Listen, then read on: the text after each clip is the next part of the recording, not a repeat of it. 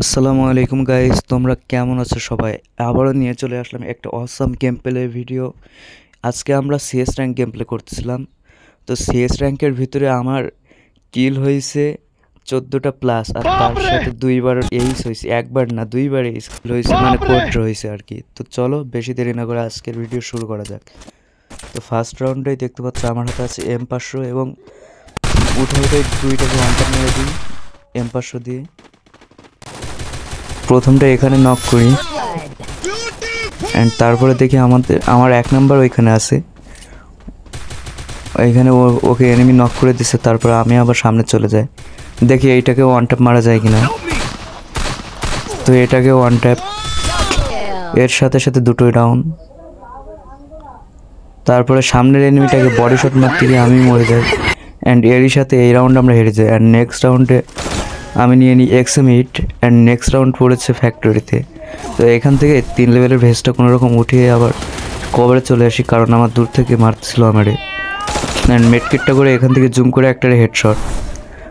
তারপরে উপরে ছাদের উপরে অনেক এনিমি উঠছে ফ্যাক্টরির, তো এখান থেকে একটারে আবার হেডশট এগেইন। অ্যান্ড এটাকে এখান থেকে ফিনিশ করে দিই, আবার পিছ থেকে মারতেছে। যাই হোক, ভালো হয়েছে, ওর লোকেশনটা আমি পেয়ে গেলাম। অ্যান্ড এখন চলো ছাদের পর থেকে নামা যাক এবং নেমে এনিমিটাকে মেরে এই রাউন্ডটাও জিতে নেওয়া যাক। তো এটাকে মারার সাথে সাথে এই রাউন্ডটাও আমরা উইন হয়ে যাই।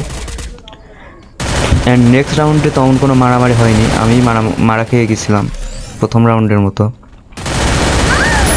এখানে এটাকে মারতে যে আমার আর ওর মাথায় লাগেনি, এরপর আমি মরে যাই। অ্যান্ড চলে যাব নেক্সট রাউন্ডে। আমার টিমমেটও এইখানে মারা খেয়ে যায়। মনে করেছিলাম যে আমার টিমমেট একটু পুরো র্যান্ডম, আর ওইখানে একটা গ্লুয়ালও আমি নষ্ট করছি। এই রাউন্ডেও আমি কিছু করতে পারিনি, একটারে হেডশট। পরে ভাবলাম যে না, ওরা রিভাইভ দিয়ে দিবে, অ্যান্ড যেইভাবে সেই রকমই ঘটনাটা ঘটছে, ওরা রিভাইভ দিয়ে দিছে।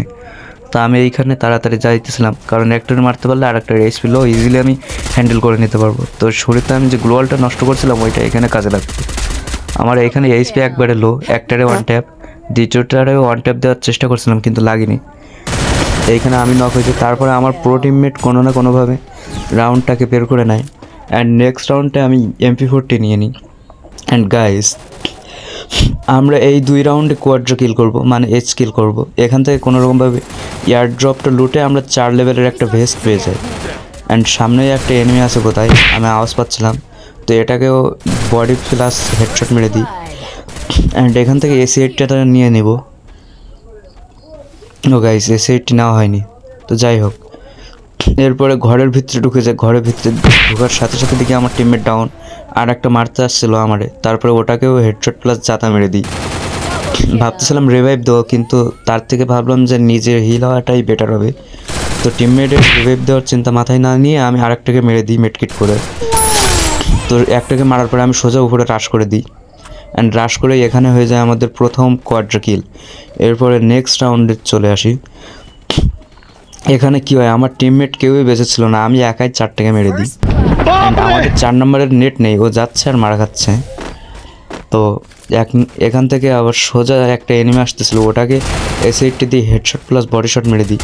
প্রথমে হেডশট, তারপরে বডি শট, মানে প্রথমে বডি শট তারপরে হেডশট মারছি। যাই হোক, এখন আর এই সাইডে এনিমি নেই, ওই সাইডে এনিমি। তো গ্রেনেডটা মেরে আমরা ওই সাইডে চলে যাবো। ভাবছিলাম যে উপরে যাব না রাশ করতে, উপরে গেলেই হেডশট খাবো, কিন্তু আমার টিমমেটরা পোড়োগিরি দেখাইতে যে সব করে যে মরছে একসাথে।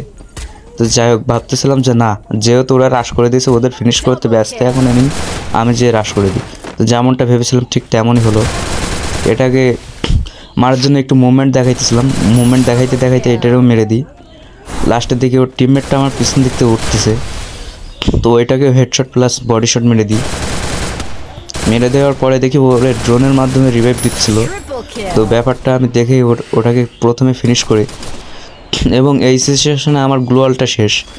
কোনো রকমভাবে ভেস্টটা আপগ্রেড করে আবার আমি মারতে যাই। পরে যেয়ে দেখি এনিমিটা একটু বট আছে, তো সামনের দিকে তাকিয়েছিল। এরই সাথে আমাদের ম্যাচটা হয়ে যায় বুইয়া। তো ভালো থাকবেন সবাই, আজকের জন্য এই পর্যন্ত।